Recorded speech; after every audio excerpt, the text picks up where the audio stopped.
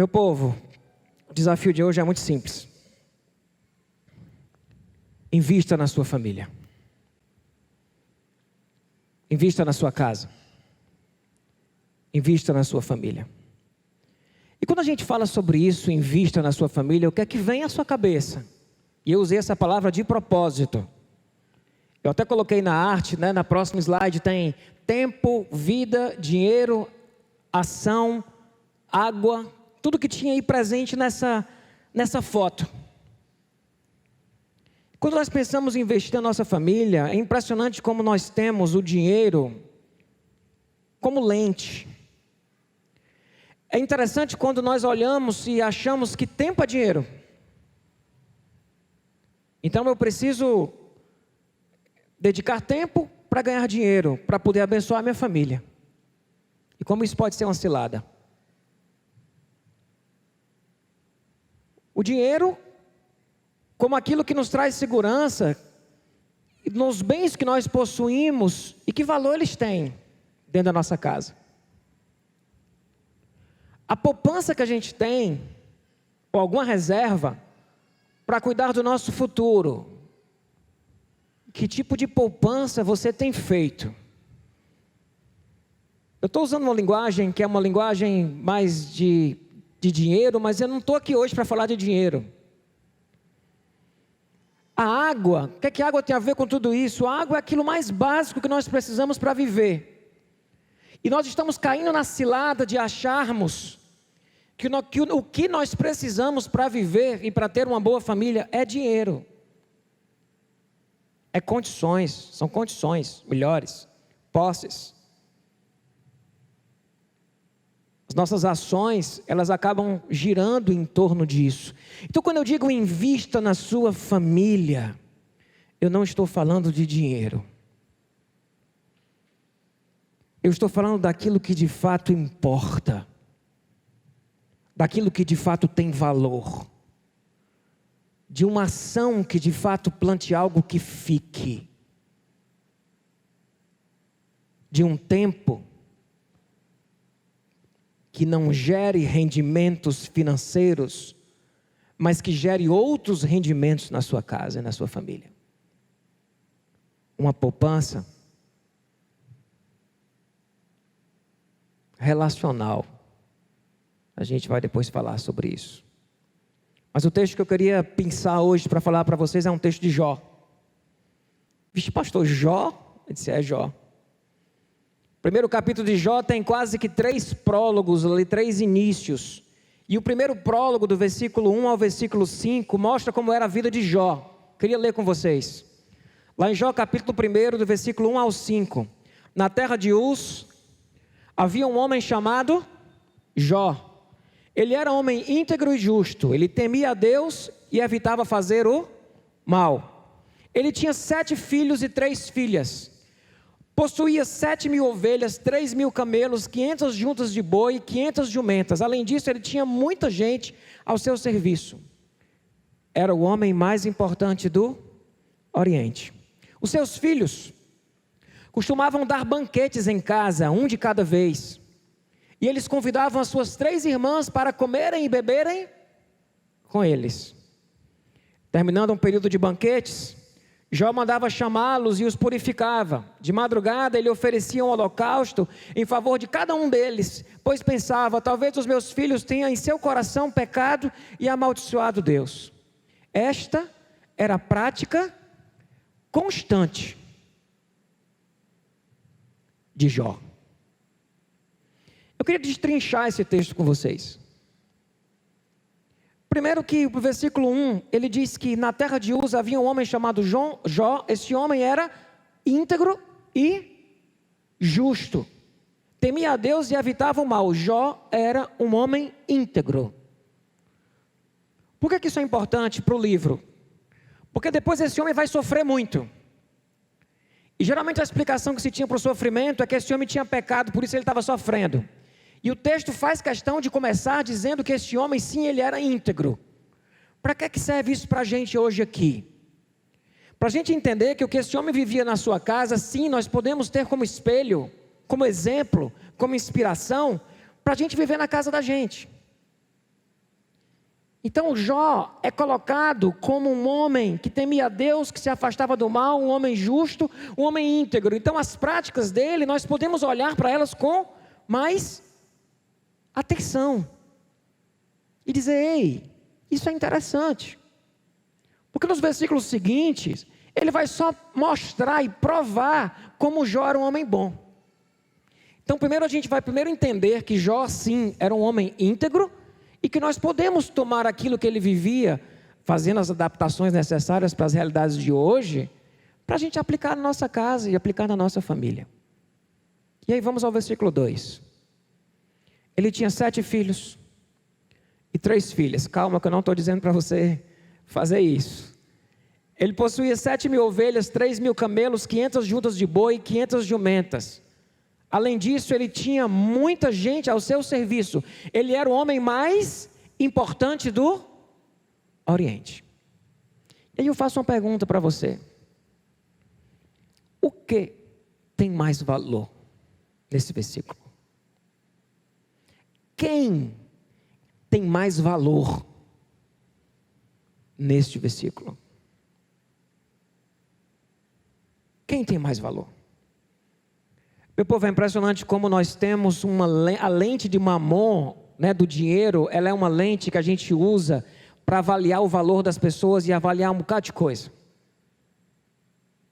O texto deixa muito claro quando Jó vai perdendo tudo que ele vai perdendo, e Jó é um livro poético, e ele não é escrito de qualquer forma, de que ele primeiro perde os jumentos e os empregados, depois ele perde os bois, os jumentos e os empregados, depois ele perde as ovelhas e os empregados, depois ele perde os camelos, que é roubado, depois, por último, ele perde os filhos.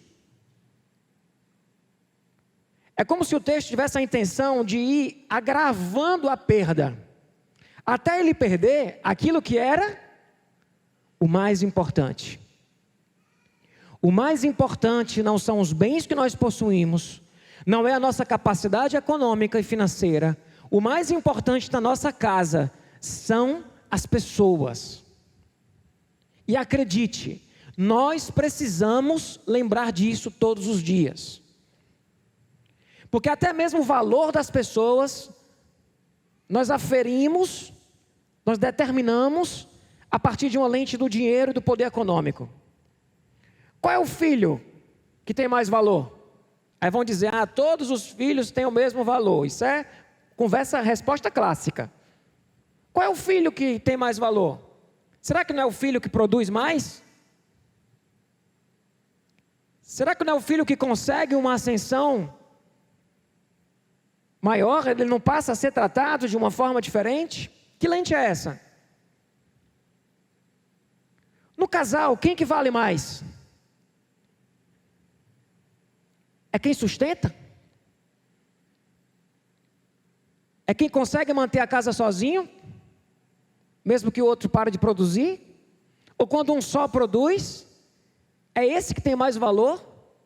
Nós estamos usando Mamon para determinar o que vale e o que não vale, e quem vale mais e quem vale menos.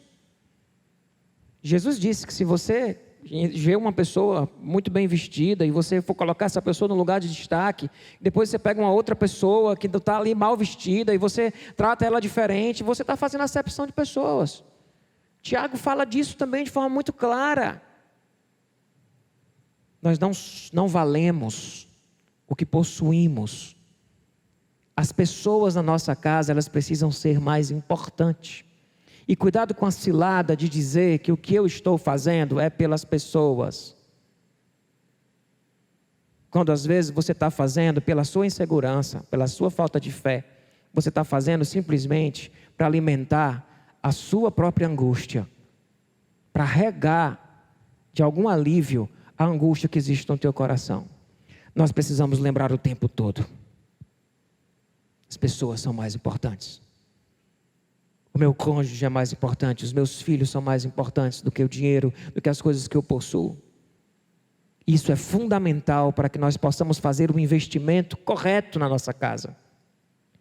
O Zygmunt Bauman, ele é um filósofo, ele faleceu. Ele escreveu aquele livro Modernidade Líquida, Amor Líquido. Ele escreveu vários livros. E quando ele fala sobre os filhos, ele fala que essa sociedade pós-moderna, ela está olhando para os filhos como um ativo financeiro. As pessoas estão mais preocupadas em instalar todos os softwares que façam este menino ou esta menina produzirem economicamente, do que de fato em olhar para aquela pessoa, em cuidar dela, em estar com ela. Até mesmo a maneira como nós olhamos para os nossos filhos, ela precisa ser colocada em cima da mesa e dizer assim, não. A gente vive numa sociedade em que quem não tem dinheiro não tem valor. E nós acabamos ficando com muito medo de que os nossos filhos não tenham dinheiro, porque se eles não tiverem dinheiro, eles não vão ter valor. Mas nós acabamos transferindo isso como um valor interno da nossa casa. Quem é mais importante? Jó vai perdendo tudo, né? Eu sei que se ele pudesse escolher, ele diria, pode levar tudo, mas deixa os meus filhos. Você diria a mesma coisa, eu tenho certeza disso. Mas nós vivemos a vida, muitas vezes mais ocupado com aquilo que gera monetariamente para a nossa casa, do que com aquilo que nós deveríamos estar de fato mais ocupados. Eu não quero com isso gerar nenhum tipo de culpa no seu coração, aquela culpa de remorso, porque assim, a gente está vivendo numa sociedade que é cruel. E para você conseguir botar o pão dentro de casa, você às vezes precisa comer o pão que o diabo amassou, para conseguir colocar o pão dentro da casa, ou para conseguir manter aquilo que você acha que é o mais importante de ser mantido dentro da sua casa, que às vezes nem é. Vamos seguir no texto? Porque o texto diz o seguinte, versículo 4, os seus filhos, eles costumavam dar banquetes em casa, um de cada vez, e eles convidavam as suas 3 irmãs para comerem e beberem com eles. Aí eu já vou começando aqui, primeiro é um alinhamento de mente, tá? Pessoas são mais importantes do que os bens que nós possuímos. Casa são as pessoas que vivem nesta casa. Mas agora a gente vai olhar e vai dizer, como que eu invisto? Invista em uma poupança relacional. Esse é o melhor investimento que você pode fazer. Esse texto mostra que essa família tinha um costume. Ela tinha um costume de fazer os jantares, e os irmãos faziam o jantar, chamava todos os irmãos.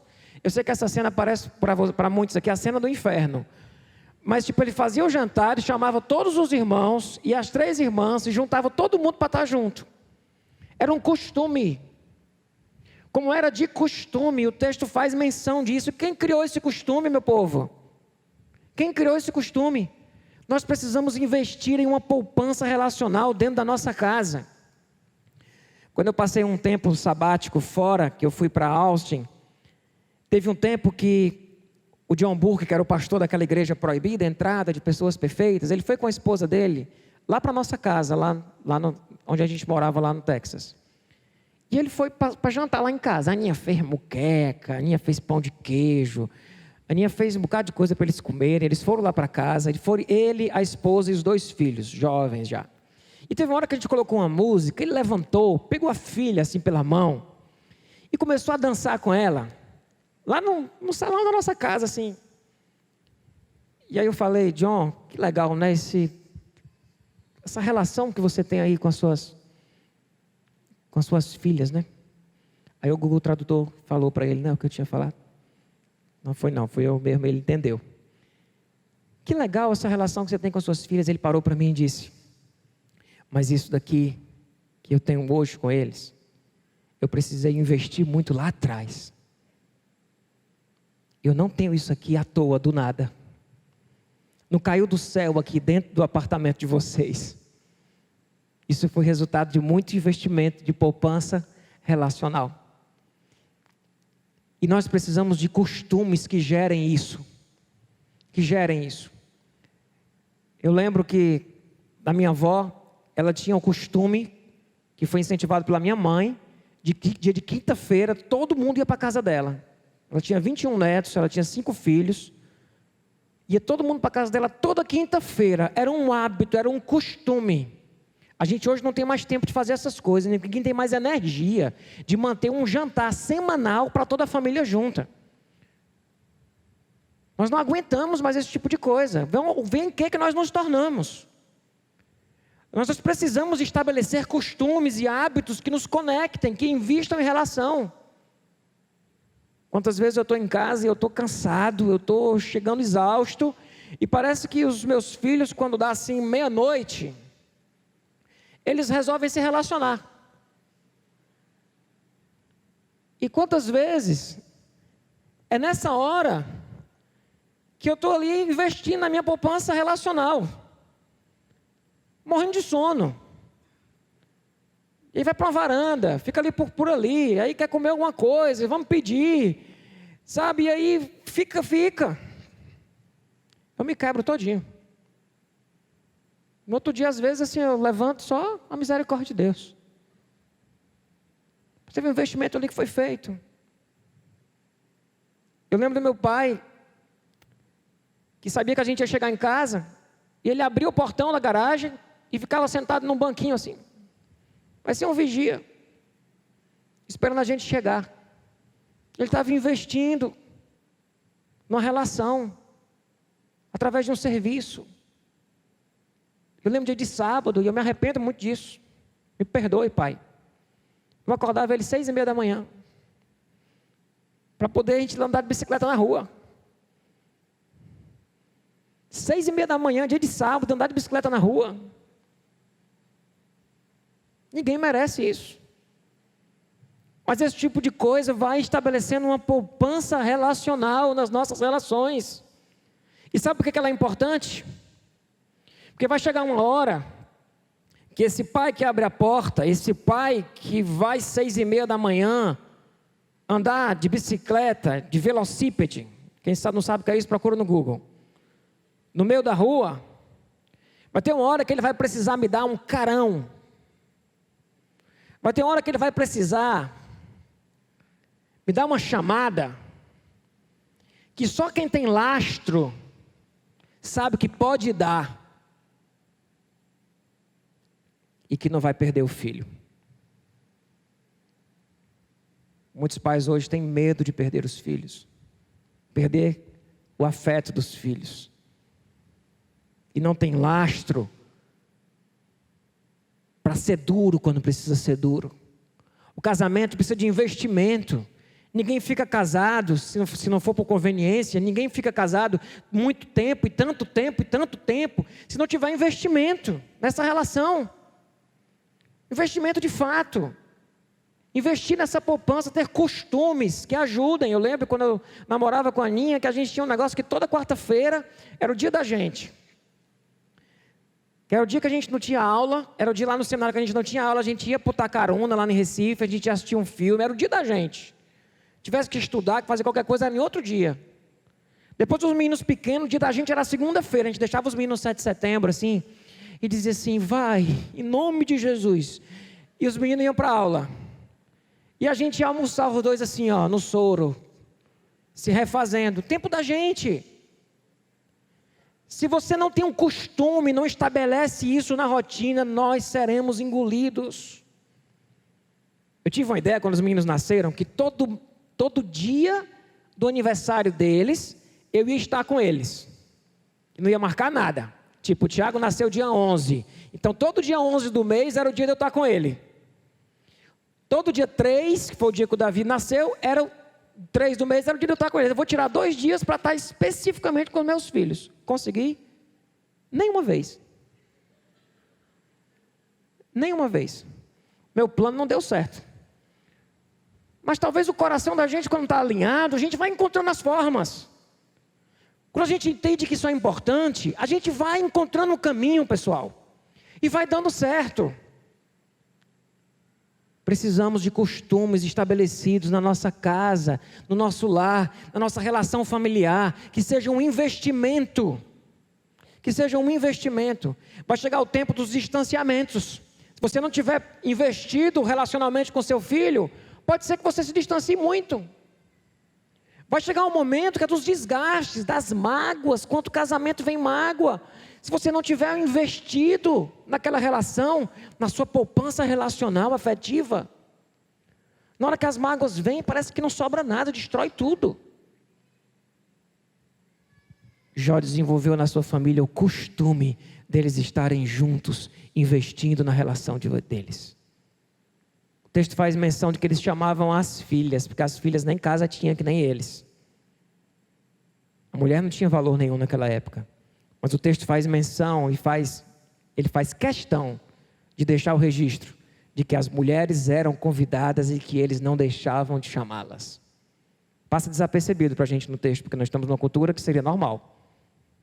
Mas eles faziam isso. Eles viviam esse tempo junto. Quais são os rituais familiares que você tem na sua casa? Quais são os costumes que você tem estabelecido na sua casa? Para investir nessa poupança relacional. Uma poupança de investimento, que isso daí ninguém tira, meu povo. Porque nem a traça nem o ferrugem há de comer isso. Essa é uma riqueza, é um investimento que fica para a vida toda. E nós precisamos estar atentos e abertos a isso. Por último, meu povo, versículo 5. Diz que terminando um período dos banquetes, Jó mandava chamar os filhos e os purificava. De madrugada ele oferecia um holocausto em favor de cada um deles. Imagina Jó, depois que eles faziam as festas e tudo, Jó diz, não, será que os meus filhos pecaram nessa festa? Deixa eu fazer aqui um holocausto por cada um deles. Ele santificava cada um. Eu não estou falando do método. A gente sabe que em Cristo tudo isso se desfez. Não tem mais necessidade de oferecer holocausto por filho nenhum. Não tem mais necessidade de você ir lá, sabe, pedir perdão a Deus pelos pecados do seu filho. Isso nem funciona. Mas o que fica para a gente aqui é que este homem estava ocupado, preocupado com a relação que os seus filhos tinham com Deus. E nós não podemos vacilar com isso. Invista na relação com Deus, na sua casa. A gente tem historicamente, quem é de igreja há muito tempo, aqueles cultos domésticos que era obrigado todo mundo a participar. E tem gente crente antigo, que a gente fala culto doméstico, ele tem uma crise assim, de um choque, ele sofre um trauma, ele tem um trauma com esse tipo de coisa, porque era um negócio assim, vem, vai ter que ler a palavra de Deus, cala a boca, era um negócio assim, né, valendo mesmo. Mas nós precisamos resgatar o culto doméstico na nossa casa, porque a Candeias mais defende, o culto não é aqui, o culto é na vida, o culto é em casa. Em armar uma mesa, em partir um pão, falar sobre o amor de Deus, ler a palavra, compartilhar o coração. Nós precisamos desses momentos, que invista na relação espiritual da nossa casa, dos nossos filhos. Nós somos responsáveis por isso, pais e mães. Filhos, se você é filho, você pode ser alguém que vai estabelecer isso na sua casa, e vai dizer, papai, mamãe, vamos lá, vamos juntar e vamos fazer. Vocês acham que isso não acontece? Isso acontece. Isso acontece.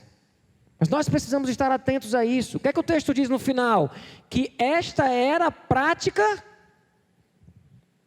Prática o quê? Tem uma palavrinha-chave aí. Prática constante de Jó. Constância, meu povo. Sejam firmes e constantes, sempre abundantes na obra do Senhor. Sabendo que o vosso trabalho não é vão. Temos constância, constância. Meu povo, eu sei que a vida de vocês, a vida de todos nós, ela está muito corrida. E cada vez mais parece que a gente não tem tempo para nada. Até porque se tempo é dinheiro, né? Como é que a gente vai ter tempo para alguma coisa? É lógico que a gente não vai ter tempo para nada. Mas o desafio desta noite é que você reencontre no seu coração a lógica do que de fato é importante, do que de fato tem valor.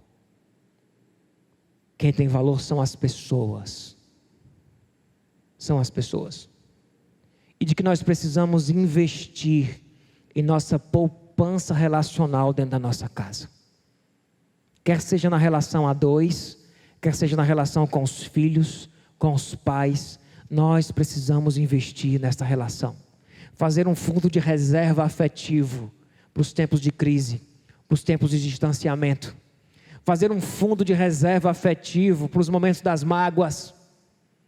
Um momento em que você vai precisar ser duro e vai precisar ser firme. E você vai ter lastro para poder ter essa postura e a relação será resguardada. Nós precisamos investir. E por último, nós precisamos, como eu falei aqui, investir na nossa relação com Deus. Tanto a relação individual de cada pessoa, estimulem isso, como a relação coletiva dentro da sua casa com o Pai. Uma das coisas mais difíceis para um casal, às vezes, é orar junto. Sabe por quê? Está você com a pessoa que mais te conhece aqui na terra, conversando junto com a pessoa que te criou e sabe tudo sobre você. Essa pessoa aqui sabe quase tudo. Essa pessoa aqui sabe tudo. Aí tu junta e diz, ora. É lógico que vai rolar um teatro. É lógico que vai rolar uma oraçãozinha padrão. Vai rolar aquela oraçãozinha assim que não compromete. Porque a gente tem vergonha de estar nu na frente do outro. Isso aconteceu com a queda do paraíso. A nudez incomodou, eles procuraram roupas, Deus passou, eles se esconderam. Então estar junto de novo, homem e mulher, nus, diante do Pai, é muito constrangedor. Mas é o que nós precisamos. Precisamos estabelecer vínculos fortes, relacionais e espirituais. Amém, meu povo? Vamos sair daqui hoje disposto a investir na nossa poupança relacional? E na nossa relação com Deus familiar? Nossa relação com Deus familiar. E a nossa poupança relacional afetiva. Através de quê? De costumes, hábitos e através de constância. Jó era constante. Os filhos tinham esse costume. Sempre lembrando que o mais importante que nós temos na nossa casa não estão nas paredes, não está no piso, não está nas coisas que estão, guardadas nos armários, não está dentro do nosso banco digital. Não, a coisa mais importante que nós temos na nossa casa são pessoas. E é nisso que a gente precisa investir dentro da nossa casa.